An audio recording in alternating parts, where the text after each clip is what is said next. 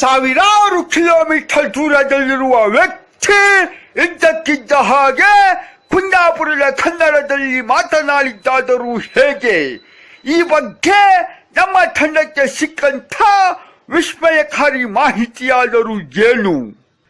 ಬ್ರಿಟನ್ನಿನ ಖ್ಯಾತ ಪಕ್ಷದ ವ್ಯಕ್ತಿ ತಮ್ಮ ಪಕ್ಷದವರನ್ನು ಉದ್ದೇಶಿಸಿ ಮಾತನಾಡಿದ್ದು ಅಲ್ಲಿ ನೆರೆದಿದ್ದವರಿಗೆಲ್ಲರಿಗೂ ಅಚ್ಚರಿ.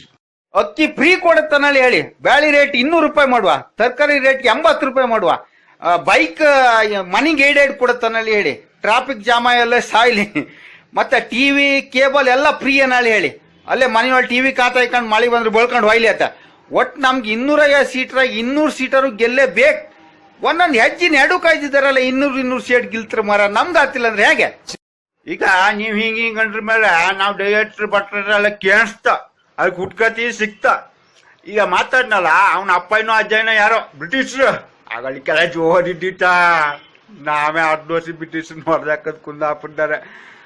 ಆ ಬೂತ್ಗೆ ಈಗ ಅನ್ನೀರ್ ಇಲ್ಲಂಬ್ರಿ, ಈಗ ಅದು ಇವ್ ನುಡ್ಕಂತ ಅಲ್ಲಿಗೆ ಹೋಯ್ತು. ಈಗ ಅದೆಲ್ಲ ಸಾಂಬಾರು ಕಾಟ್ ಇವೆಲ್ಲ ಹೇಳ್ರಿ ನಂಬ್ತ್ವಾ, ನಮ್ಗೆ ಅಂತ ಬಿಟ್ಟಾಕ್ಯಾತ. ಹೀಗೂ